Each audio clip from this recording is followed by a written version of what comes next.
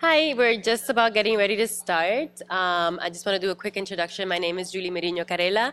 I am a program coordinator at the Center on Global Energy Policy at Columbia University.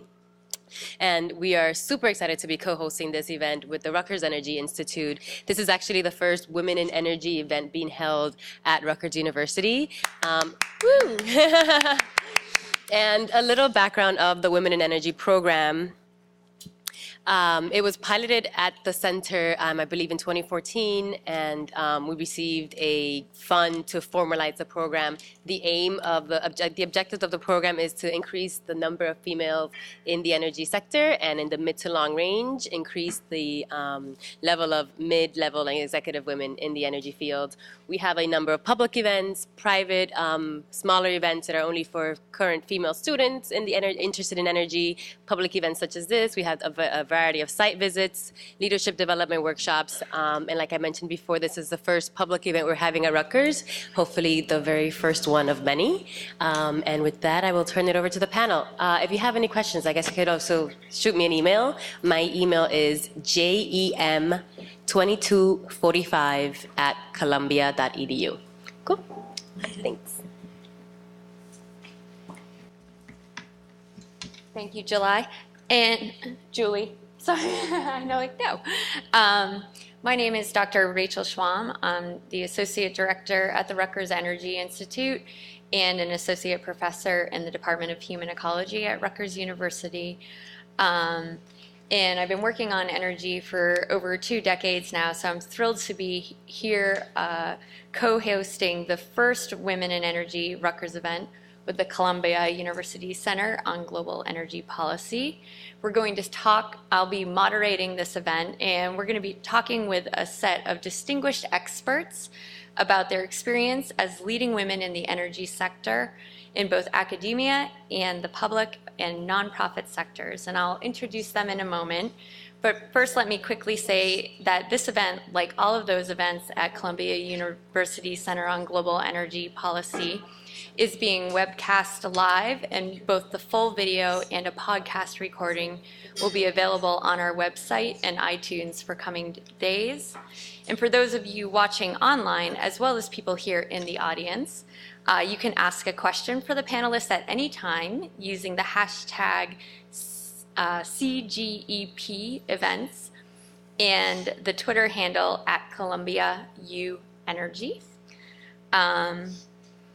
So I'm going to just introduce the speakers one at a time. I'll kind of give you their bio, and then they're going to speak to you about 7 minutes. And then we'll have a moderated discussion where I'll ask some questions of them. And after about 20 minutes of that, we'll open it up to audience question and answer. And around 7:30, we'll wrap up and let people kind of enjoy the reception a bit. So we're going to start. Our first speaker tonight is Jeanne Fox, kind of in the middle there. And Jeanne, okay, is let me give you this bio. A commissioner of the New Jersey Board of Public Utilities and served as its president and a member of the governor's cabinet from January 2002 to January 2010. Ms. Fox was appointed to the New Jersey BPU on January 15, 2002, and was reconfirmed for a second term in 2009. The BPU has regulatory jurisdiction over telephone, electric, gas, wastewater, and cable television companies, and works to ensure that customers have access to safe, reliable services at reasonable rates. Under President Fox's leadership, the BPU has become a leader among states in developing cutting-edge clean energy policies and promoting renewable energy and energy efficiency. As a result, under her leadership, New Jersey has been second only to California in the number of solar installations. She is also chair of the Electric Power Research Institute's Energy Efficiency and Grid Modernization Public Advisory Group, member of the Harvard Electricity Policy Group, member of the National Petroleum Council, as well as the National Council on Electricity Policy, having served as its chair for 5 years, and many, many other kind of prestigious chairs and honors. Prior to her appointment to the board, Ms. Box served as regional administrator of the United States Environmental Protection Agency and as commissioner and deputy commissioner of the New Jersey Department of Environmental Protection and Energy. And so we're looking forward to her remarks to you all on her career path as a woman and the challenges and opportunities she's had. We're not going to talk too long about ourselves because we want to get into discussions with you, but I live in New Brunswick. I went to Douglas College, graduated there in '75, went to Rutgers Law School in Camden, graduated in '79, and I've been in government literally my whole career. Even my summer jobs were government jobs. I worked for EPA 2 summers, once at the Fresh and Saltwater Biology Laboratory in Edison, and once as a law clerk in Philadelphia. In 1977, that was a lot of fun. But I'm a member of the Rutgers Board of Trustees. Actually, I'm a trustee emerita. I've been a trustee since 1990, and very active at Rutgers. I'm the president of the Douglas Associate Alumni of Douglas College for the last 3 years. I teach at Columbia as an adjunct faculty member, so this was very cool for me. I've been doing that. This will be my 4th spring. I do a capstone workshop in an energy environment arena at the School of International Public Affairs, and I have a great time, and there's only 5 to 8 students, and it's really a lot of fun. So I'm thrilled that Rutgers and Columbia are working on this together. It makes a lot of sense. Both universities do have women in energy programs, but it's good to be able to share this type of information together. I'm probably the oldest on the panel, and so I graduated law school in '79, and I wanted to be in government. I started at I won't go through the first couple things, I couldn't get a government job at that time, but during the summer I worked as a student 3 summers at the post office, where you got paid a lot of money, but 2 summers at EPA, a summer at Department of Higher Education, a summer at the Utility Commission as a law clerk, and a couple other places like that, but all government. I started the Board of Public Utilities in '79 and '81 as a lawyer. 15 lawyers, I was the only woman. Only the 3rd woman in the history of the agencies that started in 1911. It's the 3rd woman attorney. It was one at a time, so I was the 3rd one. And at that point in time, there was only the 2nd woman commissioner. We're talking 3 commissioners at a time, bipartisan 6-year term since 1911. In 1981, there was only the 2nd woman who was commissioner. She became president of the agency in '82, and I was the only woman, again, an attorney, did really good stuff for them and could write at the time, and was promoted by her to deputy director of the solid waste division. Anybody want to talk about the mafia and solid waste, I could talk to you about that. In 1987, this is civil service. In 1987, I became director of the water and sewer division. She had appointed another woman director of the gas division and made me the director of the water and sewer division. I note that I'm a very active Democrat, was an active Democrat then. This was a Republican woman commissioner president, and she promoted me because she said I did a good job. It was relevant when I do it on my own time. I've practiced that since. Went to the Department of Environmental Protection back in 1991, at the beginning, as the deputy commissioner. The guy who was president of BPU took me with him. I was his chief of staff. I didn't know the guy, by the way, and I wrote him a memo when he came to the Utility Commission about how do we organize the agency, and he made me his chief of staff. He then, a year later, took me to DEP. When he went to be the governor's counselor for Governor Florio back a long time ago, I became the commissioner of DEP. Then I went to EPA because Florio lost to Christy Todd Whitman, first woman governor, only woman governor so far in New Jersey, who had been president of the Board of Public Utilities when I was director of the Water and Sewer Division. So I knew her well. She was a very good commissioner and chair. She would change her mind on facts. I mean, she was really very solid. I actually started to join the Women's Political Caucus, which then endorsed her against my boss, Jim Florio, in 1993 for governor. She beat him. So I went to EPA under Bill Clinton, as the regional administrator of Region 2, which is New York, New Jersey, Puerto Rico, and the U.S. Virgin Islands, and I really feel sorry for my friends in Puerto Rico. Great job, probably the best job I ever had, other than carrying mail in Wildwood, and 1,000 people in the region at the time. I wear my pin because EPA is getting a raw deal, as you all know, worse than any other agency in the government, and it's a great organization. Was there for 7 years and then worked on Jim McGreevy's campaign doing energy, environment, women, and higher education. got him the endorsements of women's groups and of the environmental groups, which was not easy, and got to be the president of the Utility Commission, which I had worked for 10 years before. I wanted to do that because of climate change when I was in EPA. I mean, we worked on it in the early 90s under Florio because people knew it was happening. And in fact, Florio had made it the Department of Environmental Protection and Energy, but Whitman changed it back. But Al Gore's people educated the 10 regional administrators about climate change scared the bejesus out of me. This is like 1995. And so even though I'm now 65, I'm still working in this area because everybody's got to do their own small part. And so for you in the room interested in this stuff, anything you want to do in the climate change area, do your role, whether it's in private research, whether it's in public office, whether it's doing technology and being an engineer and creating new initiatives and a new technology. You got to do it because it's for you and your children, and we all know it's getting worse. I only want to say one more thing. It's pretty clear back in the old day when I was your age that there weren't many women in these professional positions, and most of the women in professional positions so really didn't want to let the women around, as supposedly what was said. And there weren't any women. I probably would have been an architect if I was allowed to take courses that I wasn't allowed to take in junior high school and high school. So things are a lot better for women, but there are still clearly either conscious or subconscious biases out there. Now, when you're a student, you think you're equal. You're not equal. I taught a course at Rutgers. I taught political science courses for senior seminars last year, fall and spring, in all senior seminars. The senior seminar in the fall last year was Gender in the 2016 Election. All 19 students, none of them voted for Hillary in the primary. 15 of them voted for Bernie, and 4 of them, 2 Republicans didn't vote, and 1 voted for Bush and 1 for Kasich. But all 19 of them voted for Hillary. But out of the 19 Rutgers senior science political majors, only 2 of the 19 knew that women weren't equal under the Constitution, which is a scary thing. So I'm going to stop there. I look forward to discussions and questions, but I urge you to get involved. It's much easier, not easy, but much easier for women in this arena now. Thank you, Jeanne.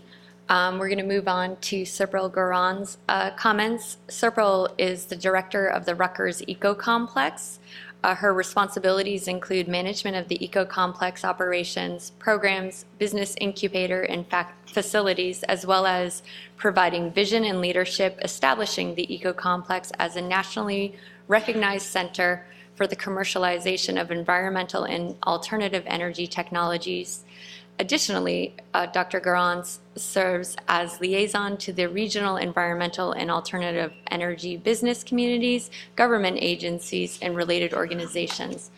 Dr. Guran was formerly a research scientist at the New Jersey Department of Environmental Protection for 13 years, most recently with the Office of Economic Growth and Green Energy. Prior to that, she was a research scientist at Princeton University in the Mechanical Aerospace Engineering Department and at the National Renewable Energy Laboratory in Golden, Colorado. Dr. Guran specializes in research, development, and assessment of sustainable biofuel and recycling technologies and life cycle analysis of alternative fuel production systems. She has authored more than 25 scientific articles and holds a U.S. patent and patent disclosure.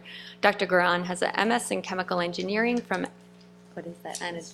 Anadolu University in Turkey, and a PhD in chemical engineering with a specialization in fuel and energy technology from the University of Leeds in the UK.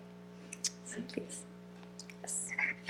Rachel, thank you. Well, good evening, and thank you for inviting Rutgers Energy Institute and Columbia CGEP, and I have a different background than Jeanne, and yes, I come from Turkey, and I went to United Kingdom after chemical engineering, studying chemical engineering.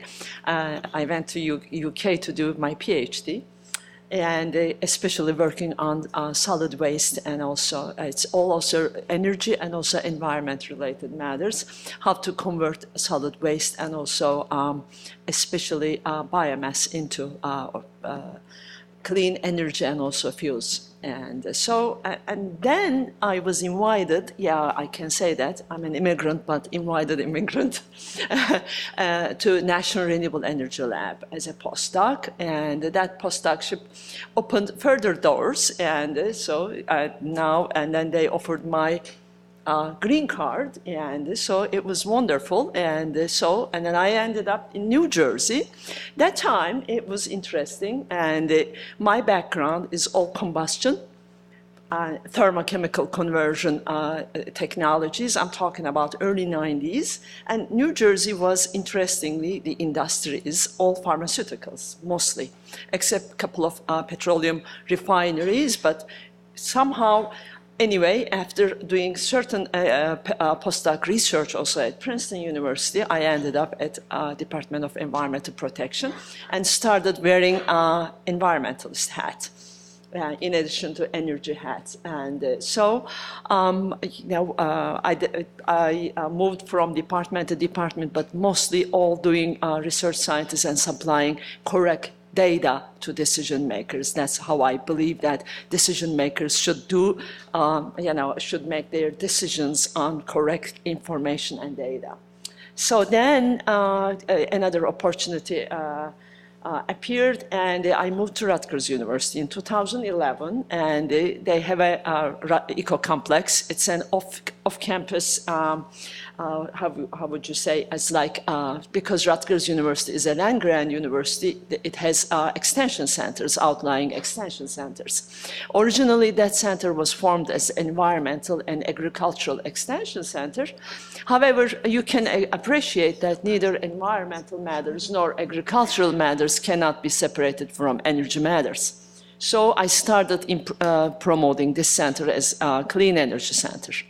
And also now, currently, we're trying to convert the center and promote the center also food, energy, water, nexus living laboratory also, because we believe in that, again, environment, food matters, agriculture, and energy matters cannot be separated.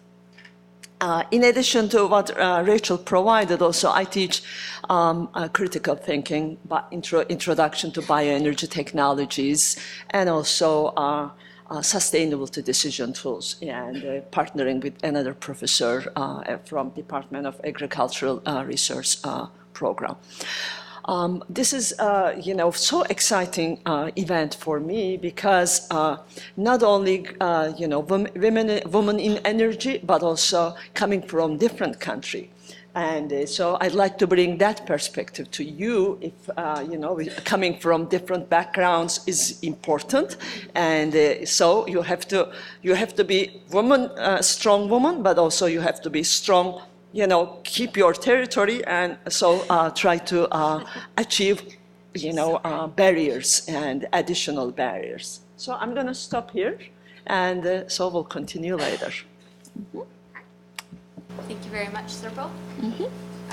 So next we'll turn this over after bio to Ellen Morris, and she's at the School of Public and International Affairs in Columbia, and Ellen is also the president and founder of Sustainable, maybe I should move this back over here, president and founder of Sustainable Energy Solutions, a consulting services company that promotes the increased use and deployment of clean energy technologies and services as a means to support economic development and reduce poverty in developing countries. She is currently a founding partner of a new social enterprise called Embark Energy that is focused on radically increasing the scale of energy access by empowering thousands of clean energy entrepreneurs in low-income countries. Their mission is to create clean energy enterprises by using a web-based portal that is centered on experiential learning, business coaching, supply chain management, links to financing, and access to high-quality energy products. In 2007, Ellen was co-founder of ARC Finance, an organization that promotes and expands access to end-user finance for modern energy. Since 1996, Ellen has been a senior consultant for the United Nations Development Program on Sustainable Energy, where her work focuses on technical and programmatic support for countries seeking to advance energy as a means for poverty reduction and enterprise development. Ellen started her career in clean energy, working for the National Renewable Energy Laboratory, so you guys could have been there. And the early part of her career, she worked as a science advisor to the U.S. Congress and as an exploration geophysicist for Texaco. And I'll let her tell you the rest about herself. Thanks for that. I think my career path is a testament to never leaving a door unopened. And I always tell my students at Columbia, when you see opportunities and you are thinking about your own, what you've studied. I studied geophysical engineering, and then I got a PhD in marine geophysics.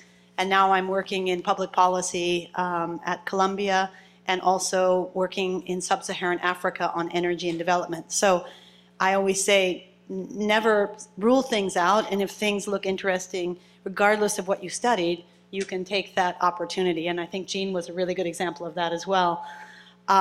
So I started my studies really on the science side and studied engineering at a school called Colorado School of Mines, which is in Golden, Colorado. And when I went there, there were 7% women. So it was a very, normal thing, having studied science and math in high school. And but when you go to Colorado School of Mines, you really feel that isolation as a woman. And I was just looking through my stuff in my garage. We had someone from the School of Mines come to New Jersey, to where I live, to talk about support with, getting new students into School of Mines. And in my garage, I found this button. And it's, Colorado School of Mines, and it had cute, sexy, minor, and then CSM. And I was like, That's your button. that was the button you were given as a freshman. And I showed it to the guy who's working in, alumni affairs in Golden, Colorado. He was like, oh my God, I can't even show this button in my office, or I'll be like fired immediately. But that was the culture. It was very much a male-dominated field, obviously mining, all the extractive industries. It was very focused on the oil and gas business. And so everyone in School of Mines usually went to mining companies, oil and gas companies, no renewables, no nothing. And I think in the School of Mines curriculum, which is all engineering, you took 4 humanities classes. And I know it hasn't changed much in engineering, but it's a little bit better, I think, now. So when I graduated, I went to work for Texaco in California doing exploration geophysics. And living in Los Angeles was awesome, and I got a lot of great field experience doing offshore exploration, taking helicopters out to rigs, sitting on rigs in, Central California. Always definitely the only woman, because it's just, that's the way the oil and gas business, I think, still is pretty much. But I'll never forget, as a young person, being the on-site geophysicist out on an offshore rig, offshore California, and took the helicopter out there, got out there, and they have, you have to stay out there for like 2 weeks.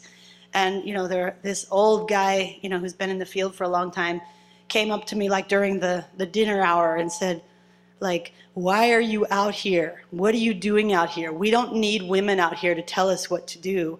And I was like, I was, 20, whatever, 3 years old, and I said, I'm just here as the representative for Texaco doing my job, and I was made sure like my door locked, and it was really just like too much. I couldn't really believe it, because up until then I had always been in this culture, and I'm sure it's the same here at Rutgers. At a university setting, you feel like you're in a class, you do your work, and you get your grades, and it's good. But in that work environment, it was a quite different scenario, and it was very much an old school kind of guy, but I'm sure the younger people were the same as well. So then I went off to get my PhD at University of Rhode Island in oceanography, which was a really great, experiential. Did a lot of field work as a grad student.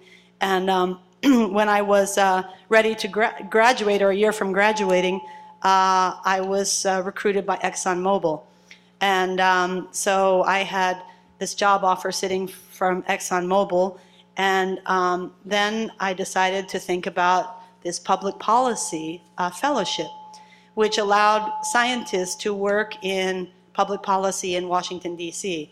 And it's a very interesting program because it brings people mainly in PhD programs who are studying in the sciences and math to go work as an advisor in places like EPA, NOAA, the president's office, and Congress. And so I ended up getting a spot in the House of Representatives Science, Space, and Technology Committee. And there was an Energy and Environment Subcommittee. So I was with the Energy and Environment Subcommittee, and I was placed as the resident, oceans person, geophysics, geothermal, whatever came my way. And it was just so awesome to see how you could use your technical skills in something in such an applied and interesting way. And at that point, the Congress was not so toxic as it is now. People were definitely working across the aisle to pass, the Energy Policy Act and other very important things. And most importantly, I had a mentor there who was a woman who had been at Department of Energy forever. And then she had taken a secondment, or been a sort of assigned to this subcommittee. So she was already a senior professional. And, I just watched her and I just said, she really knows her stuff. She's so respected. She gets it. And I said, Tina is really my model. And so when it came time, my year-long fellowship was done because ExxonMobil put my job offer on hold. I sort of had to say, I'm thinking of not coming to work at ExxonMobil in Houston, because when I was at the Environment Subcommittee, the other thing we worked on was renewable energy legislation, because you can imagine that as the Energy Policy Act was being passed, a key part of that was renewable energy or clean energy. So I had to really that was a huge fork in the road for me. I did not look back. I never went back to the oil and gas business, and I've been in clean energy ever since. And that time sort of working at the policy level also made me realize that, policy at the national level or at the international level is very interesting. And then just because of personal reasons, my husband was living in New York, I decided to move to New York. So but in the meantime, I had worked for National Renewable Energy Laboratory in Washington, D.C. on clean energy legislation. So it's a technical research lab, which is based in Golden, Colorado, but they also had a policy office in D.C. So circumstances, again, personal circumstances can't be forgotten when you're trying to make job decisions. And I think sometimes students lose sight of that. I just had a student the other day who was like, well, my wife lives here and I'm going to live here and we're going to make it work and it's in another state or country. I was like, don't do that. That's ridiculous. Find a job in the same place. You're married. You don't want to be separated. So you make choices, and it sometimes goes either way with your partner. Anyway, so I moved to New York, and when I moved to New York, no one was doing clean energy at that point except for the United Nations and Natural Resources Defense Council was a nonprofit that I knew. Anyway, so I went to the UN and the UNDP, and I somehow got a connection through Department of Energy, an introduction. So I went in for the meeting just to get an informational meeting and say, look, I know about clean energy, I know about policy, and I knew UN did that. I walked in and they said, oh, well, we have this project and we don't have anyone to help us finish it, and it's due in a month. Can you start on Monday? And I was like, yes, I can start on Monday. So I was like, awesome. So that led to I'm still engaged with the UN as a sort of outside insider, and but it was that moment of just being, as you sort of just have to be super opportunistic, and it has nothing to do with being a man or a woman, but just being there, making the decision, going, I'm good.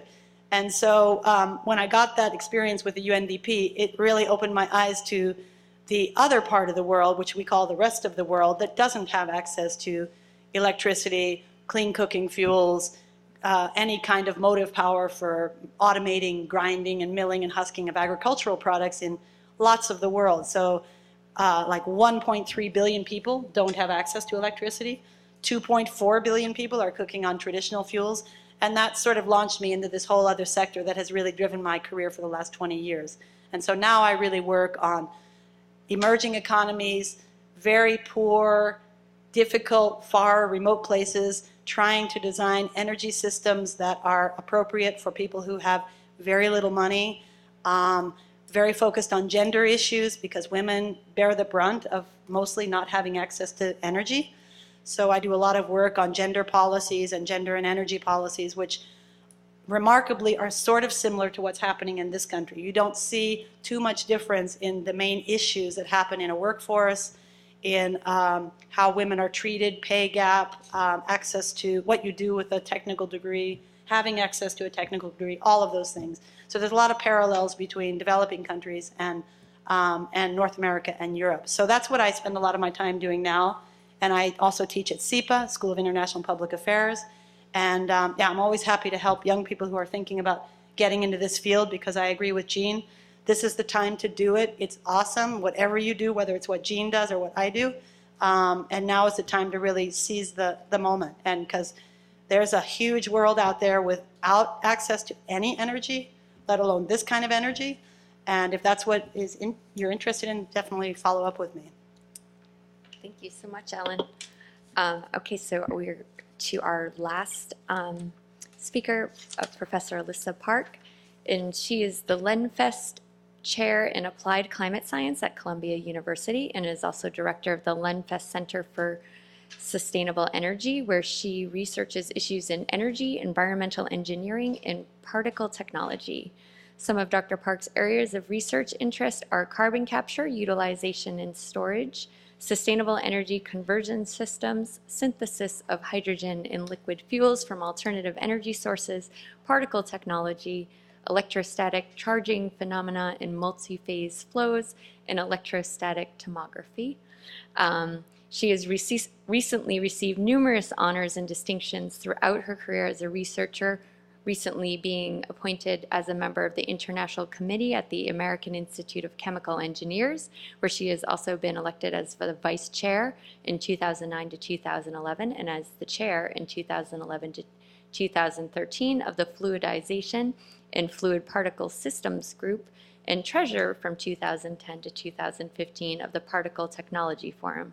She has received the James Lee Young Investigator Award, the NSF Career Award, and a nomination for the Packard Fellowship. In 2011, she was the distinguished speaker at the WomenSphere Emerging Leaders Global Summit. And as a graduate of the University of British Columbia, Professor Park received a Bachelor of Applied Science with distinction and a Master of Applied Science, both in chemical and biological engineering, and then a PhD degree in chemical and biomolecular engineering from Ohio State University. So please go ahead. Hello? Is it okay? Oh, that's work. I was just listening to three amazing ladies, and my career is still slightly shorter. I thought it was a lot more straightforward. I thought it was more straightforward, and I guess I've done a little bit, I guess, based on what you said. I did much straighter path in my career, I guess, because I did undergrad, master's, and PhD, and became faculty in one line. I didn't deviate too much, I guess. Or in chemical engineering. Let's see. When I was doing my master's research, I really got interested in physics of chemical reactors. So most of my research is looking at how to design fluidized bed reactors and for polymer synthesis. And that was about the time people started looking into environmental issues and a lot of bio in chemical engineering. And I never liked biochemistry, so that's ruled out. And then I never thought I would like environmental issues. I thought, I want to make my own messes. I don't want to clean up somebody else's. And then when I went to PhD, my advisor looked at me and go, in the future, we're not going to be really focusing on just fundamentals. And I think when you go to grad school, you realize that the thesis title 20 years ago versus now, very different. It was very fundamentally driven 20 years ago. I think now if I try to say we're going to look at the surface reaction rates on heterogeneous materials or something, nobody will come. But if I say I'm going to do carbon capture and storage, I have whole lines of students. I think era has changed. The way students get motivated is changed. I think that's what is reflected. And when I was doing starting my PhD, my advisor looked at me and said, future is, he didn't say the word sustainability, but that's what he was alluding to. Because we cannot just optimize the best conversion, lowest cost, and high selectivity, but also we need to look at the system boundary a little bigger and looking at what does it mean to the environment. Can we optimize the environmental sustainability at the time? And that led to carbon sequestration project as my PhD thesis. So when I graduated, I think I made a kind of interesting decisions, although it was a kind of linear path, was that everybody thought I should go to a highest ranked school, worked on what everybody else has worked on, like a biomedical side of the chemical engineering. I never liked it. I always liked being unique. I wanted to do what I like to do. I didn't really care what other people did, because at the end of the day, I'm the one working with that, not other people. So by the time I graduated, I was basically only one in my age group really looking at the sustainability of energy sector. So when I looked for faculty position, I think I was most highly sought after, just because they already saturated biofield in chemical engineering, and they didn't know what to do because they gotta have diverse portfolio. So that kind of carried over throughout entire my career, last 11 years at Columbia, because I'm at the front of the generation looking into this. If you look at energy sector now in the United States, I'm sure academia, industry similar, there's a huge gender gap, as they mentioned, but there's also a huge generation gap.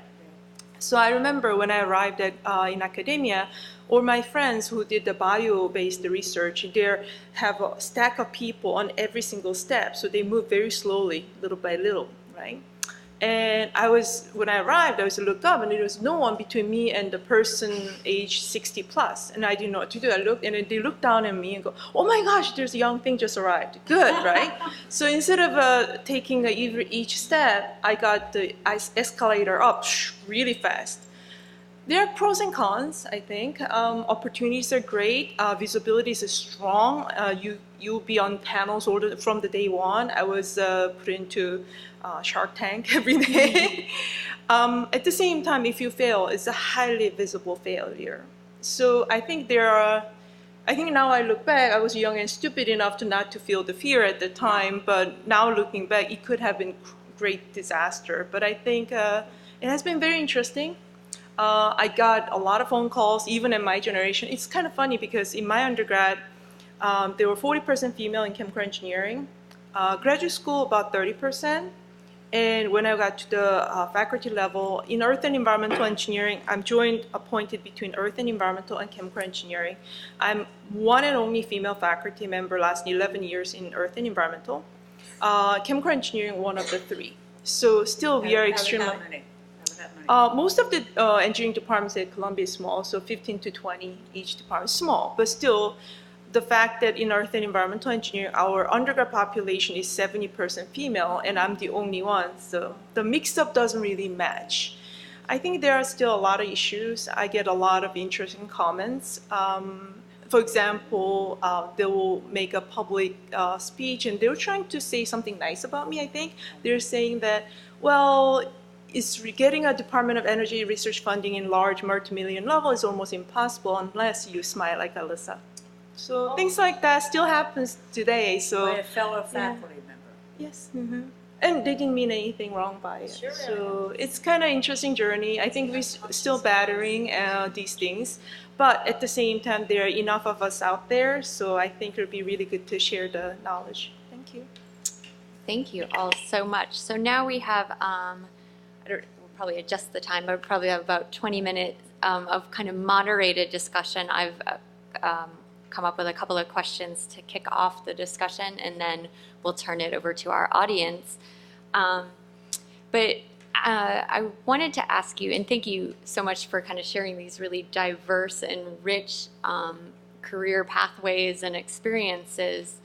And I guess I wanted to ask you, as these wonderful, I see many graduate students and undergraduates and some faculty, are getting ready to go out, and they'll surely have their pick of employers, and hopefully, and so I guess I would ask them, based on your experience, what would you say are things they should look for and evaluate from potential employers as far as being supportive of women, or red flags where it might be a terrible time, and any kinds of workplace policies that you would want to see in place that that they should be looking for, or kind of just other signs that you think they should be looking for in future employers? I guess, I mean, I always work in a very just virtual world sometimes, because most of the people I work with are in sub-Saharan Africa or in South Asia. So for me, the workplace is this global collaboration, sort of. And so when I look at workplaces, I look at places where I mean, I don't know how you figure this out before you actually start working, but for me personally, I always like working with people who are smarter than me, and that I can recognize that. I think bosses that think they know everything are the worst. Yeah. And so for me, a lot of people assume that people living and working in Africa are not as smart as them because they don't have the same level of education, or they don't have the same things that we have here that we take for granted, you know, graduate, undergraduate, graduate, and whatever degree, or access to money or things. But what I always find is that you learn the most from people who have the least in some ways, and they come up with some very creative engineering designs, business models, whatever it may be. And for me, it's about someone, a boss, an environment that allows you to recognize that and embrace it. And not, for me, if I were to go into a place and pretend that I knew everything about rural Ghana or rural Senegal, I would be just wrong. I mean, there's so much innovation happening in these places, and you have to just go in with the mindset of someone's going to teach me something very interesting that's really going to change the world. So looking for a work environment like that there's nothing better than that. A boss who isn't threatened by you being like smart, because I know young people just have the most amazing ideas, and you know, it always works out super well to recognize they're smarter than I am. These people in these countries, these people in my classes, they're very, very smart. And how do you tap into that? And yeah, they need channeling and this and that and guidance, and it all seems to work out. But that would be my sort of, if you're looking for a workplace, trying to suss that out in the interview process.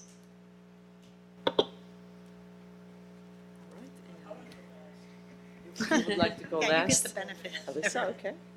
All right. Well, I did not work private. I worked at the private companies, okay, and I worked a federal government, state government, and academia. It's my, you know, changing, diverting my career path. It always involved with government, working with government, and.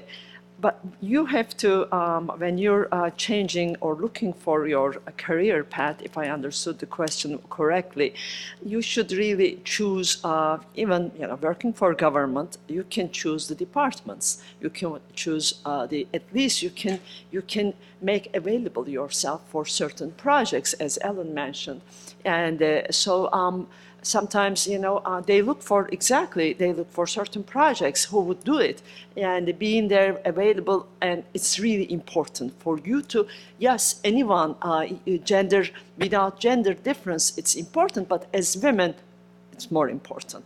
Be there, be available. And then, obviously, the project, if you don't like it, obviously, you won't be creating good results. So try to choose something that you like. This is really important. And also, always still speak a little louder and show yourself. It's important. And especially as women, okay? And you have to speak loud, and so not that shout, I don't mean that, but speak louder and be noticeable, and that's important. Did I do that? Well, that's questionable. However, but I am seeing that successful women do that, and and choosing right topics. Obviously, you have to be lucky to choose, get good teams and above you, and working for you also. The teams are important, and always be a good team member. And while you're working in the energy also, and also environment, be a good team member and be supportive. And as they said, no one knows everything well. And always value others' opinions, and especially, decision-making positions, and also providing information. So, more to say, but, go ahead, I don't want to take more. So as I mentioned, I've been in academia all my life, never worked in the real industry, so I guess I cannot really speak much about that. But I do have my students, PhD student or even undergrad student, gone into academic jobs as well as industrial jobs. First thing I always tell them, even when I first meet them, first day of graduate school or PhD, say, what do you want to be? Right? What do you want to be after you graduate? Because some people really focus on, can I finish my PhD in 4 years? Can I finish PhD 5 years? That's the first thing they will ask. That's a wrong question to ask. When you think about living, I don't know, right now, pushing almost 100 years, right, in your generation, 1 year in your life, it goes into noise very quickly. It really doesn't mean anything. 1 year graduating earlier or later, what you graduate with is a lot more important. So do the source searching earlier. It does not mean what you source search today gonna be set in stone and you can't change. No, you can always change. And as you heard from all these ladies, that we do change careers or move jobs all the time. Nobody gonna have a single job entire their life. It will be very difficult to do that so in your generation. So thinking that open as many doors as possible, but do source searching quite often, because I think job, regardless of whether you're in academia or industry, hard part is humans. Human relations is very tough. Not having a supportive boss or having juniors who doesn't work well with you or colleagues. And I think if you love what you do and you really believe in it at that moment, I think you can be happy about that. And some students ask me how to balance your work, home, and all that stuff. When I was a grad student, I had none, because that's how I chose to be. Does not mean that's the right way to do it, but there's always time in your life you want to do certain things. You shouldn't be judged by taking either path. And I think if you feel strongly about and confident about how you feel, you'll be okay. I agree with everything these three women have said. I think it is most important, what do you want to do? What do you see yourself in 5 years, 10 years? They're kind of questions you get. But the work is important, so what are you going to do there? Are you going to be interested in it or not? I think when I consult people with young or older who are looking for jobs, and right now I'm involved, we can talk about it later, but the governor's race and the new transition coming in, advising some of the young women who worked in this campaign for Phil Murphy, what should they do? Governor's office, a department, I mean, what should they do? And the issue is, in large part, who will your boss be? You think of the areas that you're interested in, but then who will your boss be? The boss is critical. I was lucky that the chief counsel at the utility commission, when I was there, again, the only woman, I came up with, there were things the commissioners wanted to do policy-wise for the public, but the lawyers, the attorney general's office, and the chief counsel and his people thought you couldn't do it. I thought it was a gray area. I researched it, I did a memo. The commissioners bought it, or the majority of the commissioners bought it. 2 cases in those 5 years went to the state Supreme Court. We won both of them because of the research I did. But my chief counsel let me do that. Other chief counsel would say, no, no, we're not going to do it. I'm the decision maker. He was chief counsel for a long time and he let me do that. And it happened also with commissioners who were my bosses, that kind of thing, and governors that I've served. You want a boss who lets you have opportunities that will give you credit, who are not dictators or command and control types, and believe me, they're still there. Rutgers has a few, but I'm not going to talk about them. You want somebody who's a consensus builder, and at times, I'm a consensus builder, and I want pushback from my staff. A lot of bosses will say they want that, but they don't really. So you need to ask around about that, about people. You want somebody who will listen to everybody, and then if they decide against you, based on the facts, explain to you why. But who that boss is critical. They need to be able to give you, and you ask around on that. I mean, that's just really important. So you also want to be able to have opportunities to do other things, and not just do this narrow, if you come up with something and let you do it in addition to what you're doing. So it's really important who you're working for in an area that you have an interest. And I think that's critical. You really need to figure out who that boss will be. You might want to take another job, not quite the area that you want, because that person has a much better reputation for working with people. Thank you all. So I'll ask one more question, and then we'll throw it out to the audience. So it's been clear from recent news on the media, from Harvey Weinstein to Roger Ailes to NPR newsroom chiefs, Michael Oreskes, that difficulties for women in the workplace are alive and well, and surely exist across all kinds of workplaces, including energy. And but one thing that's become apparent, at least to many, is the culture of kind of letting it happen, and many knowing and not acting, or many knowing that women are struggling and not acting to change the workplace. And so I was wondering, what are some of the things that people have done to help you or supported you when you've had a barrier, or if they didn't, what is something that somebody could have done to help you, or you would have liked to have seen as you were kind of encountering challenges in the workplace? Well, I guess, again, I worked for government all my life, and these are interesting times, actually, what in the news, and so as I am also noticing surprising if Me Too kind of movement is going on, and in government, at least I did not notice myself and so experience anything. However, coming from Middle East, and so it's an interesting story. Okay, sometimes I am trying to remember when I was first TA at a college chemical engineering department. Maybe a professor coming and putting his hand on my shoulder. That time, maybe I thought that was a fatherly figure. But now, thinking now here, maybe was it an harassment? I am questioning now that, because I'm learning also, because I'm coming from a different culture, okay? And coming from Middle East, I went to college in late 70s first.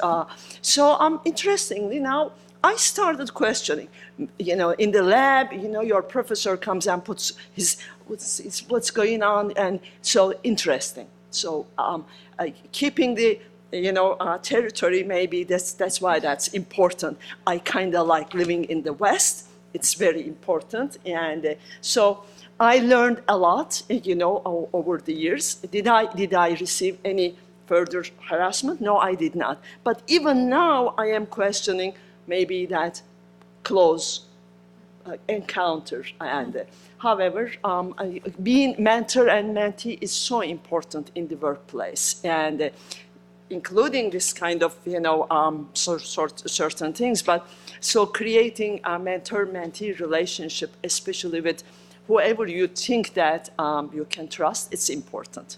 So that's all I could say.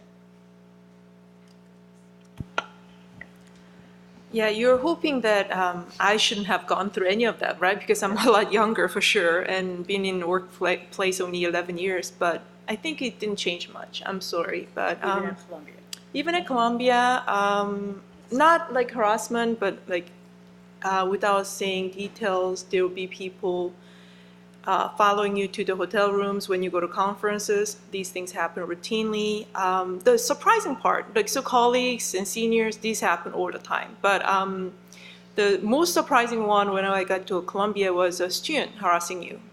I didn't know what to do, really, because I'm the professor. One of your students? Not my student, but somebody else's PhD student. Yeah. I didn't know what to do, because I felt that I'm the one who's supposed to have a power, and this person who's a PhD student doesn't supposed not do this to me.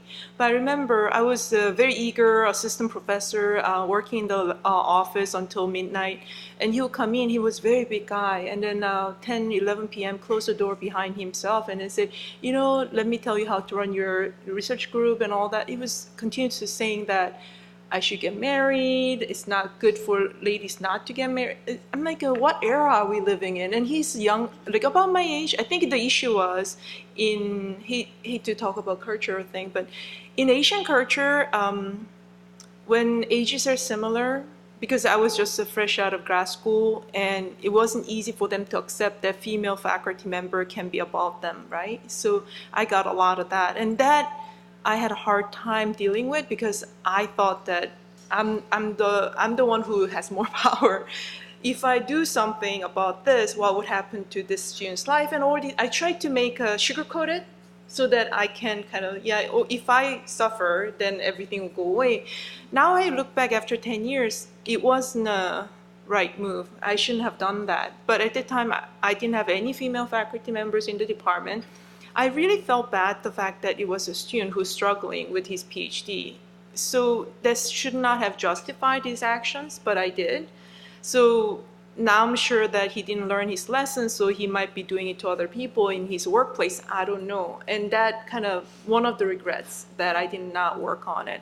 But there are a lot of things that does happen, and that's why it's good to have mentors. But at Columbia, we do take this very seriously. So we go through training after training, and I also tell all my female students to speak up. But people usually don't because they get confused. But if there's any even single doubt, you have to speak up. And I think this is the lesson you learn from my mistake, is that it's not only about you, it's about the whole community. So if you don't speak up, this will continue. So we need to do something. And I think Rutgers has been doing, I think, a pretty decent job on this, and I know Columbia does. In my life, I have never had any kind of sexual harassment at all. I think it was because once I was a tomboy. I was a jock in high school, junior high school. I have 4 brothers. I always had a boyfriend, and I was just a guy. And I feel badly, but my best friend from like kindergarten up through high school, I said she would like do things like a girl. So I was always kind of fell in with the guys. I got some, when I was a law clerk at the Utility Commission, and there were 12 of us, I was the only female. They would all go out, play foosball, and leave me in the library, and that kind of thing. But that wasn't good, but so what? I've had a lot of experience, and I never had women mentors because there weren't any back then, except for my mother, who was very active in volunteer activities and stuff. But I did have men who were mentors. So Ed Blaustein, who was the president of Rutgers back when I was a student, the best one we've had in my lifetime, taught me when I was 21, 22, a student of the Board of Governors, and then to the Board of Trustees, that you could fight like hell about issues of substance, but still be good friends. So he used to go drinking with the Douglas students. I used to take him drinking. He was great. And I did some things that was against what he wanted, and I beat him at a couple of big things, but he didn't take it personally. So, I mean, he was a mentor of mine, probably my most important mentor in my life. But in my career, I've had a lot of women talk to me about things that have happened to them. If I'm the president of the board or the head of the EPA region or whatever. In government, there are ways to deal with it. And certainly as a person of power, even when I was a director, I could deal with it. There are ways of dealing with that because you have those resources in federal and in state government. Most big companies also have those resources. And today, because especially what's been going on for the last year or so, I think all companies are very much aware of it. I think you really need to deal with it right away. It's all according who it is. And if you have a decent relationship with this person as a boss or as a supervisor or something, you could probably talk to him and say, look, I'm going to have to say something about this if they continue. They'll probably apologize and it will happen again, because that's some advice I've given to some people. But officially, you're supposed to notify whoever that person is in your agency, and it will be handled. If you're nervous about that, reach out to somebody else. There are a lot of people who can give guidance to you on these things, but as you can't let it happen to you, because for every instance that's going on, from some people we won't talk about who are in Washington now, all the way up to the recent events, it's not just one person. There's a lot of people. And so you have to always say, what is my responsibility as a human being to other women? And you really need to do something about it. If it's something minor, like maybe and it's a boss or something, you're just like, tell them, hey, you're not supposed to be doing that, and just stop it, or else I'm going to have to do it. You don't want to go to war over it. But if it's anything that's really serious, you really need to do something about it right away and go over their head or go to the appropriate person. Yeah, I also don't have any real direct experience about harassment, but I guess in my line of work, I see so many different cultures, and what my career has made me mindful of is to never assume the way I do things is the way everyone does things, or the way I communicate is the way other people communicate.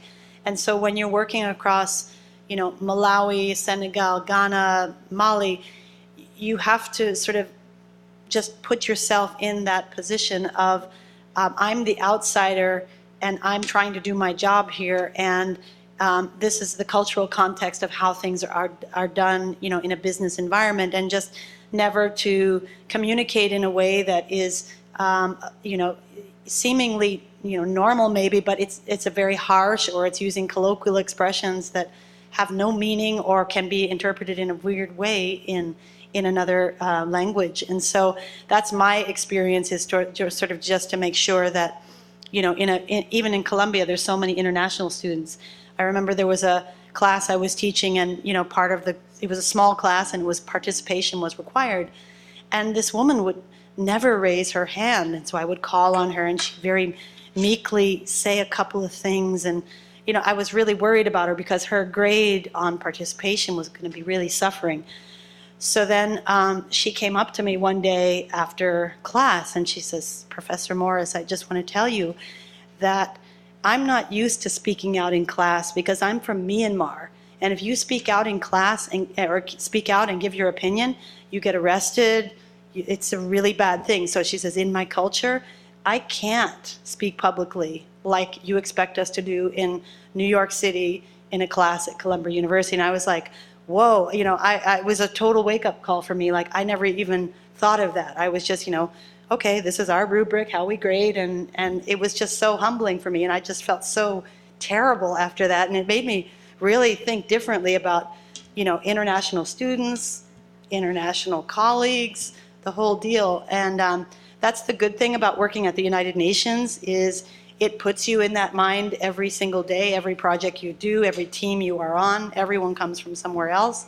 And so it's important, whether you put your arm around someone. I mean, someone from Turkey finds that very offensive, and, you wouldn't do that. And so that's my 2 cents on that. Okay. Good evening, ladies. My name is Mary Salis. I'm a Rutgers alumni. Congratulations, and thank you for opening the doors to all of us. And the reason my major has nothing to do with energy or engineering or anything like that, the only reason why I found it interesting is because my family in Puerto Rico still has no power. And whatever is going on is just not working, aside from the political and whatever else is going on. So my question is to whoever can answer it. If you were given the opportunity to work on this project, what would be the first thing you would do? Puerto Rico? Yes. I've been talking to people about that. Puerto Rico was one in my region, and actually, the guy who was the director of our Puerto Rican office, the Caribbean office actually, because we had Virgin Islands, Carl Soderberg, was up here. I had lunch with him Friday a week ago, so a week and a half ago. His wife told him to stay up here. They have one son in Puerto Rico with the wife who's in college. They have the other son in Queens who's working in New York. He's staying with his son because while they were lucky they had water, they still don't have electricity. He went to a conference in Mexico. He came back to New York instead of going back home. It is horrible. And I worked with PREPA and PRASA and the government for like 7 years down there with Rosello's father when he was governor. There's a lot of problems, and I have friends working on it down there. It's very difficult. It's hard to get things in there. PREPA is a very much, it's who you know to get a job there. Same thing with PRASA for basically. But also it's very difficult. So they're taking you have to boat things in, and they're flying in some things. I was very disappointed that it took a week to get that darn act thing about who can take, what boats go in there. They have to be U.S. boats, because it took for Texas and Florida like a day It should be routine. So my personal feeling is the administration wasn't treating Puerto Rico fairly because they don't have voting representatives or senators. I think the mayor of San Juan has been very outspoken. I give her credit for that, and the governor, I think, has been doing as well as he can. It's a very difficult issue. They really need the outside help. Was involved with a lot of like Sandy and all that kind of stuff, and it's very difficult to bring people back. Puerto Rico's a lot of people are like leaving. They're coming with their family in Florida. Yeah, my or New family York. are here. Some of Yeah, or New York or New Jersey. They're just coming in by droves. I was just in touch with somebody last night during the election stuff from Puerto Rico. Who's a friend. We talked, and it's really heartbreaking because it's a wonderful population. The schools are very good. The University of Puerto Rico is a great university. And people are trying to work when their family doesn't have electricity. San Juan is doing okay in most of San Juan, but in the east, the south, the west, it's just horrible. And that a lot of people still don't have water after it's been all this time now. It's just an embarrassment because they're Americans and they're not being, in my personal opinion, treated fairly. There are a lot of efforts. I know New Jersey and New York have a lot of Puerto Rican populations, a lot of money being raised and containers being shipped down there by people of all kinds of equipment and water and food and everything, and then it has to be dispersed. FEMA, to give them some credit, has actually been doing pretty well with Texas and Florida, and they were stretched thin when Puerto Rico happened. What's amazing to me is this is the first category, twice we've had category 5s down there, which we've never had before, and it's because of climate change, the intensity of the heat of the ocean, because everything's getting warmer, and it's going to get worse. So the good thing about it is when they rebuild, there will be rebuild stronger. Florida understands that. The Florida Power Company understands that. It's a much better system. When the building codes will probably be a heck of a lot stronger. So in the future for Puerto Rico, I think it will be better because it built a better, stronger system. But I'll tell you, the next couple of years are going to be hell. And my heart breaks for them, and they need all the help they can get. I mean, there's definitely organizations you can volunteer to work with for that if you want to go home, but take a lot of water with you. I just wanted to add to that. There's a group called Empowered by Light that I'm on the board of. It's a solar nonprofit. And so Empowered by Light has gone down to, in collaboration with a solar company, and have installed very quickly, they deployed in like a week, deployed solar microgrids at the police stations. And so the police stations were not able to function at all to do emergency response. So Empowered by Light was instrumental in sort of putting together the teams to fly the equipment down. They were running circles around the other folks who were already on the ground, got them installed in a week, ready to go. And so those fire stations are now the sort of hub for communications, for cell phone charging, for all of that. And I think there's 5 police stations, and now we just got another grant from the Kresge Foundation to continue to go work down in Puerto Rico. So I think, yeah, the public sector is great, but I think if there are more nimble and quick ways to get things out there, that it should be done and and sort of celebrated as a solution, because I think it's there's a lot of different ways that people can come into play, but it was something which has just recently been done in the last, I don't know, 4 weeks ago or something. Yeah, a lot of private organizations of which either because they care about Puerto Rico or because they're Puerto Rican have been doing a lot of work. What's good about this for the future, not just Puerto Rico, but all the island nations in the world, because this is going to be getting bad everywhere on a continual basis because of climate change, is Puerto Rico is American. So they will have a little bit better resources than other places. They will put microgrids in. After Sandy, we're doing microgrids in New York and New Jersey. It's a major thing for the next administration in New Jersey. But the Christie administration has put them in specifically for using Sandy money, specifically for the police, fire, and then a place that's either a school or some kind of a college dormitory where people could go to, community centers to charge phones or whatever it is. Those microgrids will be all over the state. Christie has started that. That's going to happen in Puerto Rico, and it's going to happen in other places where you have wind. Obviously, Puerto Rico can be very windy. Where you have solar, and you do the microgrid, so at least you have critical services when this happens, and it will happen again, hopefully not for a number of years in Puerto Rico. But that's what the whole Caribbean nations will be able to learn from, because Puerto Rico is involved very much so, has been for years in the Caribbean nations projects, but also the over in Asia too, in those island nations. Thank you. All right, yeah. Yes, and I want to add. So I think Puerto Rico is unfortunate, and they're going to have accelerated rebuilding, and it'll be tough for next few years. But as kind of alluded here is that infrastructure issue in the United States, because if you look at many of the countries, particularly the United States, we are very, very old infrastructure.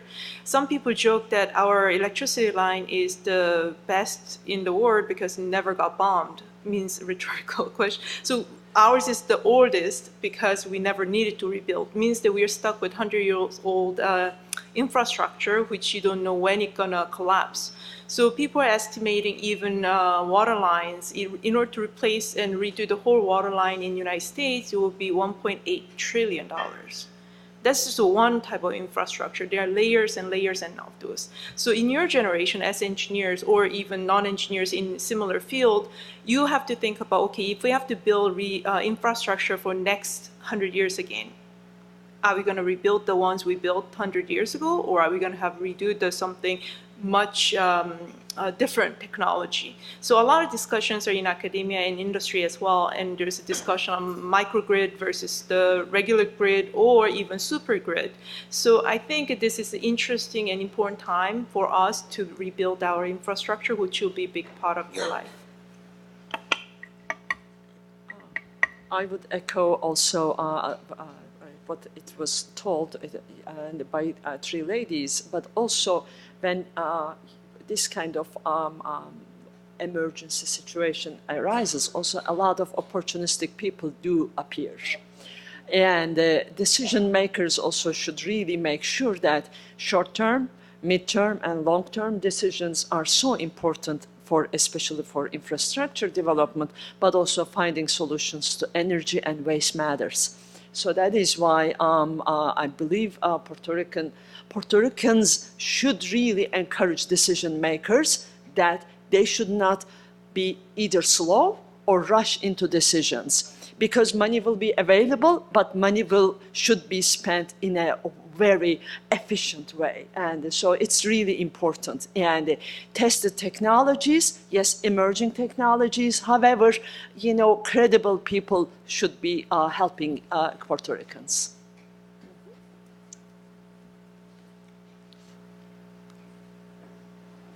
I don't want to take time from students if there are students with questions, but okay. That was nice of her.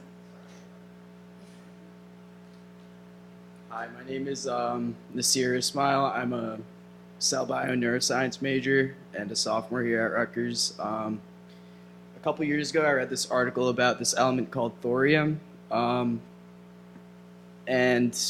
what like the direction of the article was, I guess, was talking about these liquid fluoride thorium reactors that not only don't produce carbon emissions, but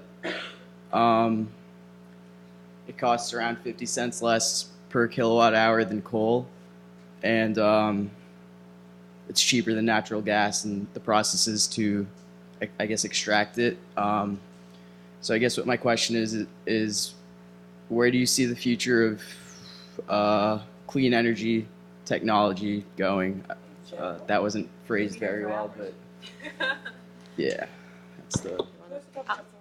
I'll just answer quickly from my developing country perspective. And what I always see is lots of people with the latest, greatest gadget that they think a developing country needs. So it will be something like that. And it'll have, you know, be in a very early stage or be very expensive, like hydrogen and all these other things. And for us, for the developing countries, you know, we're looking at basic energy for 1 billion people. And that basic energy at this point doesn't require a lot of innovation. It requires distribution channels, financing, markets, financing for the customers to be able to afford it. And for us, we always sort of think about what's the most practical option, because there's plenty of technology that's out there ready to be deployed, but all of that other market infrastructure is missing, or policy infrastructure is missing. Right. And so for us, working in developing countries, we don't necessarily need the thing that's going to take us to the moon. We need basic energy to help really alleviate the lives of poverty. People are living in poverty with absolutely no electricity. And so for that context, we're sort of looking at more incremental changes using the awesome technologies that are available now. I mean, solar is at its cheapest ever, but how do you get it into a country who has import duties on solar, making it totally unaffordable? So that kind of ridiculous situation exists. The technology is there, it's ready to go. So I'm not going to speak about the thorium, but I'm just going to say there's so much out there already that requires all these other things to get it deployed and really working for people. But you're probably the best for. If I may, okay, yes, for energy, I would say that not only carbon footprint for future energy, also we have to take a look at energy sources should have less water footprint. That's the important message that I'd like to, as a take-home, message to you. Because neither fossil fuels, also nuclear. Look into fossil fuels with water cooling, and also nuclear, because people look into nuclear fuels like, oh, it's no carbon, less carbon emissions, but they have big water footprint too. Right. So that is why for future, and the energy sources, solar, wind, and also integrating waste into energy problem solving is the important field. Obviously emerging some new technologies like hydrogen technology and low carbon electricity is important, but any energy should have also less water footprint in addition to carbon footprint. Thorium is actually, it's already a liquid, so it doesn't need to be cooled. So Yeah. the reactors don't need cooling. But I guess I see what you mean. No, I don't usually work on. All of the above. I guess I don't really work on the thorium area or those energy, so I don't think I want to comment on that without doing research. But clean energy or renewable energy for the future, it would be great if we are there today, right? I can always find more interesting thing to work on other than carbon footprint, no problem. But the problem is it will take a lot longer than we think. The problem is that intermittency of renewable energy, that if you have a huge amount of electrons, unless you can store them, it's very, very hard. In the United States, including all the battery you have, if you store energy in batteries, you can keep maybe 11 minutes, right, of the energy use in the United States. So our capacity of the energy storage is a lot less than how much we can generate renewable energy. So there's a lot of research has to go in. In your generation, can you be totally fossil free? Hard to tell. There are areas it would be very difficult to decarbonize. The power sector, hopefully soon. Transportation sector will be difficult, but hopefully we'll get there. But there are chemical sectors also emit a lot of emissions. So if you really want to decarbonize the energy, not only associated with your powering electricity, but other things, it's a long way to go. And one of the biggest challenges will be storing energy in some form. It doesn't need to be only battery. There are other forms as well. I could literally talk about this for hours. Yeah. So I will try to cut it really short. I've been in this area for my whole career, and energy storage is the thing. But for instance, offshore wind, New Jersey literally is the hub of offshore wind on the eastern seaboard. Atlantic City, Brigantine is the windiest place in the country. The Department of Energy, when they've done the offshore wind things, I mean, offshore wind in New Jersey will be base load generation, replacing gas plants probably in 25 years. It will cost more, but the costs have come down dramatically in Europe. The European countries and companies are now building here with smarter policy people in the government and people who are Americans who deal with the government, and we're very strange to deal with. That's going to be happening. And so we need to get our act together on the policy stuff where the PJM, the grid system, which is probably the best operated in the world, it's huge. About 17 states are part of it. From Virginia to New York, northern New Jersey, should be a baseline, a transmission line. Google and some people have proposed it for the last 12, 15 years. Should be done. Offshore wind, the turbines are much bigger now in Europe, much higher. It's really windy up there, and there's very few birds 18 to 20 miles out. I think that really is a big part of our future. You could have power buoys, wave action electricity in between that. Solar energy storage is a thing for wind, but high wind out 20 miles will be fairly consistent. Solar, you need the storage. Thank God for Tesla. They're working hard on this, but also for these microgrids and things. If you have solar and you have a smart inverter, I have solar at my house in New Brunswick and my house down the shore. When the rules now are, if the grid is off, the distribution line is off, that has to be off. But it can very easily have a smart inverter where there's two-way communication with the smart meters and stuff, where the utility knows what's on and off. So I can, a day after Sandy, have electricity for my solar. I don't have storage. However, New Jersey Natural Gas's affiliate company, who is not utility, is going to be doing a pilot soon where people who have solar that their affiliate does will also have storage to pilot that. I really think in 10 years, people in New Jersey and New York who experience Sandy, who have solar now, will want that. In about 10 years' time, we'll be able to have that. Right now, it'll be a 4 to 6 hour battery. But if you have solar in the day after Sandy, it's really sunny, you can store it, at least have it much more, keep your refrigerator going, etc. I'm really very hopeful that by 2050, there will probably not be a need for any more nuclear power, which is clean energy at the front of it and during operations, but certainly you got a real problem with the waste and what we're going to be doing with that waste located at 102, 104 sites around the country. I think Yucca Mountain will be open again, it'll go there. But anyway, I think renewables are here by 2050. One more sentence, in current and future energy policies, should also include energy efficiency, improved energy efficiency, because unused megawatts are the cleanest megawatts. Negawatts, let's call them negawatts, okay? So keep in mind, and while you're leaving the room, even turn the lights off. The building codes have to be much stronger than they are now. And then we have to also do energy efficiency upgrades in low income especially, and the old homes that don't have insulation that were built before like 1970. Thank you so much. More than he asked for. Hi, my name is Mugdha Parlikar. I'm a freshman here at Rutgers. And my question is, what are your opinions on how to popularize sustainable technologies through the private sector?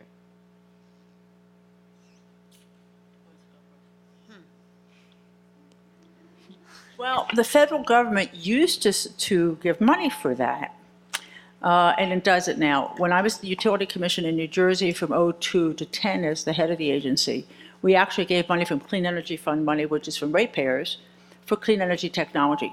Not quite startups, but more than bench, but it was like going next level. So there, Petra, which, you know, the solar and the poles that you see? That was created in a guy's garage, and then he had a big business going, and public service put out a bid, and that's all PSE&G. Smart inverters in there, they can tell what's going on. There's an energy storage company called EOS that's at Meriton Center, very much into energy storage, cutting edge. We gave them startup money. If you've been to Atlantic City, the 5 wind turbines at Atlantic City County Utility Authority, startup money from us. They wouldn't have been there but for that. Princeton Power, that does smart inverters and other things. Students at Princeton started this. We gave them money for that. They're still going. So government has a role in that, and the national labs that you've heard about are doing great research out in Colorado, the Renewable Energy Lab and other places. The problem is the federal government is stopping funding that and is shutting down some of these labs. There are private companies and private businesses and entrepreneurs who are putting money into these technologies. But it really should be more government funding. Academics have a lot of technologies that are being worked on at Rutgers, Carnegie Mellon, Harvard, MIT, out in California, but they need grant money, and the federal government, unfortunately, is cutting down on that. If I may add, the center that I manage, it's Rutgers University's Clean Energy Center. Also, it's a business incubator. What we do, we house 12 companies, and most of them are working on clean technologies, clean energy technologies. Who are they? Young companies that they're trying, you can invent something in a small scale, but you should be able to scale it up. Your technology should make sense at a bench scale, but you should be able to, when you scale it up, you have to deliver the same results before you even commercialize. So as Jeanne mentioned, you need funding. So that is why we provide much lower cost lab space. We provide business support. We are announcing an accelerator. So we are trying to help those young companies. So that is why, and also I encourage everyone, every day you just create ideas. Find, young people especially, you have to create ideas. And so the most important muscle we have to exercise is brain. So for millennials especially, if you don't have ideas, so you are sort of in trouble. So you have to find, next morning get up and delete some of the ideas, create more ideas. So, and then create, solutions in the life. I'm sorry. Sorry about that. Well, I want to say something that's relevant to the whole group, not on a specific question. All right. Yeah. Let these two ask the questions because we want to leave time for people to have a little bite to eat, and so we're gonna let these guys ask questions. You guys can kind of answer them both as you see fit, and then anybody who has something to say to the whole group. My name is Mary Ann OBrien. I'm a PhD student in material science. I'm also the president of SWE Grad, that's the Society of Women Engineers. So if any of you want to join the group, we'll take engineers, we'll take non-engineers, we'll take women, we'll take everyone else but women. So if you want to join, you can come see me later. I've got business cards and all that. But my question is mostly for Alisa, but everybody can answer. So I used to be a community college professor, but now I'm going back for my PhD. I was the first female engineering professor at the County College of Morris. And so in the wake of a traumatic event or a psychological traumatic event, for me, the work wasn't sustainable enough for me to continue with my position there. So my question for you is, in experiencing any sort of sexist behavior or what have you, what sustains you? And what kind of, what keeps you going? My name's Ashley Pennington. I'm a PhD candidate in the Chemical Biological Engineering department. And my question was kind of on the leadership side in energy. So you guys have spoken on how you've gotten mentored and how you've gotten through, and I wanted to see a little bit about the other side. How have you mentored, and what has that meant to you in terms of your career? So, go down and you can answer this. okay. So that's an excellent question, which is what I wanted to mention to everybody is I'm part of a group called the Clean Energy Education and Empowerment Initiative, which has the acronym C3E. And it was started by Ernie Muniz, who used to be the U.S. Department of Energy's Secretary of Energy when he was at MIT. And then when he went to Department of Energy, it then was part of Department of Energy. And now it's still part of MIT and Stanford University and now Columbia University. So the C3E is all about trying to close the gender gap working in clean energy. And so there are a cadre of more senior women who have come before you. And those senior women are ambassadors for C3E, so I'm one of those. And then there are young people, students, people in the early part of their career, mid-career women. And so what C3E does, one thing it does is it has an awards program every year in 10 different categories, so research, international, entrepreneurship, business, etc. So it has this amazing awards program for people working at different parts in the energy sector. It also has mentoring that it does. It also does meetups. So I'm based here in the New York area, so some of the meetups will be in the New York area, but there's people in California, Oregon, all sorts of places. Colorado is another one. So it's really very focused on the clean energy sector. It's focused on women's empowerment. It's focused on seasoned veterans linking up with younger sort of rising stars and trying to really help people sort of know what clean energy fields are about, mentor them. And so you should look it up. And they're having their annual conference next week at MIT. So they have a bunch of students who come from all over the place, go there, and there's also going to be all the ambassadors. And so it's a really great program. So if anyone's interested in C3E, just get in touch with me and I can certainly connect you. I'm just going to say one more thing for Alisa, because one of the things they do is for mid-career awesome people like you who have 10 or more years experience, they have awards. So there's a whole competitive process for the awards, and then you get. You need to deal with this issue, and there are people here at Rutgers that can help you how to deal with it, and I am totally outraged that this happened at one of our county colleges. This is an issue that really pisses me off, that it happens now in New Jersey at a state college. So if you want to talk to me afterwards, we can talk, but you need to get help. Rutgers has people here to help. They have a great center that's been here for a long time. And so I'll talk to you afterwards about that. And thank you for doing what you're doing, but don't let him get away with it. I assume it's a guy. On the mentoring thing, that's what I do. I've been married 38 years. I don't have kids. But I've been mentoring some young men, but a lot of women and not so young women for the last 30 or 40 years. That's part of the purpose of we need to give back, right? So I've been doing that a lot in groups, but also with individuals for a long, long time. I think everybody needs to do that. I didn't have that mentor except for Ed Blaustein, but I had my younger brother, so it's almost the same thing. I guess we can go on and for a long time about this. Yeah, I guess it was hard road. Columbia is a very demanding place, and not everybody gets tenure. Tenure rate is not that high, so you can imagine that it's a very, very stressful place.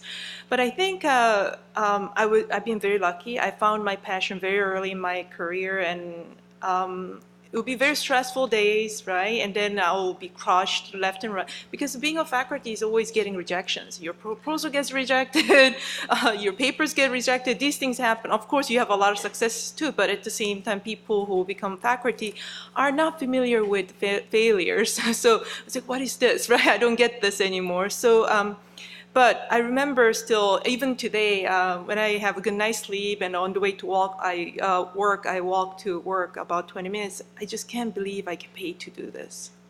I think there's a lot more pros than cons, so that sustains me. But at the same time, that's not an easy thing to swallow for a person who's drowning, right? So my mentorship, I have to do a lot of big mentoring like this or other things, and I'm the director of the very few female director of the energy centers or institutes in the country. So I do as much as possible, a lot more traveling, and I do a lot more services for the department or professional societies, because I hate to say it, token women, a lot of times, right? These things happen, and that adds to your stress as well. What I usually do is I really one-on-one mentoring, because the cases are so different. You will feel exactly differently about certain situations. And I like to be a lot more systematic and detailed mentoring, because what we don't do well, one of the things as a female, is the sharing notes. Because you think that you need to prove yourself on your own. Men don't. They really use network. They ask questions. They get the tips, and they get the, maybe proposals they submitted before. I get many emails on, oh, can you share your NSF Career Award proposal from male, but not from female. So I think there are things about you seeking resources and finding good mentor, and then you cannot make that person to be your mentor, but you want them to volunteer to be your mentor. And learning that process is very important. Well, currently I am part of 20 university consortium on bioeconomy and bioenergy education consortium. So every university has one person as mentor, and also we choose one mentee student. And I chose a student that she was my intern all summer, last summer, on bioenergy development. And so interesting, and one-on-one mentoring in addition to having interns in your group, but one-on-one dealing with teaching to students is interesting, and so it's a great experience. And because she will be organizing some bioenergy events in the university and trying to educate her peers, and so we'll see. And so it's a great. I recommend everyone at every level to do this mentor-mentee relationship. Sorry. One quick last thing is that I tell, this is a kind of common thing I tell all my students, is that if you ask your professor, how can I get an A in this class? I'll tell you, right? But if you ask a professor that, oh, I want to be a professor one day and I don't know how I can be a high impact person in that, what kind of thought process I need to go through, then I'll say, can I get back to you on this? Because now you made me think about you a lot bigger setting, right? And then I have to sit back. So as a person, I know you. Okay, what kind of advice can I give? I think it's really up to you how much resources you use by stretching other people on what you're looking for. So ask questions not on next semester, but more deeper and longer. And you do need to do soul searching. Then there'll be a lot of help coming along your way. Well, thank you. Let's give our speakers. I have a couple words to say. But I have a commercial, real fast. Have to get a word in. This is at the Center for American Women in Politics at Eagleton Institute at Rutgers. They have on their website the New Jersey Bipartisan Coalition for Women's Appointments for an incoming governor. Full-time jobs, but also boards and commissions are appointed. You go on there, there's an online biographical form you fill out, that kind of thing, and you can send it in. That's for really for jobs. But for the board, and they'll also talk about boards and commissions, but for boards and commissions, if you're interested in being appointed to a state board or commission that is not a full-time job, and most of these are unpaid, some of them are paid. On Saturday, December 9th, over at the Douglas College Student Center, in the morning, 8:30 to noon, there will be a bunch of us talking about how to get appointed to a state board or commission. So that's Saturday, and that will also be listed on the Center for American Women in Politics. The Women's Political Caucus and Bipartisan Coalition for Women's Appointments are doing that. So that's Saturday, the 9th, at the Douglas Student Center in the morning. All right. Well, as I mentioned, the full video recording of this event will be available on the CJEP website in a few days. You can also subscribe to their podcast series on iTunes, Stitcher, SoundCloud, and lots of other platforms. This is a number of great events that CJEP is putting on. And tomorrow, November 9th, they have an event called We're Next on Climate, U.S.-China Energy and Climate Collaboration in the Xi Trump era. And this is at Columbia University School of International and Public Affairs, 9:30 to 11 in the morning. I'd go to it if I didn't have to teach. They're having a number of great speakers. And then here at Rutgers, the Energy Institute is having our energy policy seminars. They're at the Marine and Coastal Sciences Lampi Room at 10:45, and November 17th, we host Carl Husker, who's the Senior Fellow on Climate Change program at the World Resources Institute, and he'll be talking about a deeper look at decarbonization, not decarbonization. And also there's a STEM community outreach symposium organized by graduate students here at Rutgers, Friday, November 10th, 10 to 2:30 at the Life Science Atrium on Bush campus. So I thank you all for your time. Please get up and enjoy the food, and talk to each other and talk to our speakers. And thank you for attending this really great inaugural event.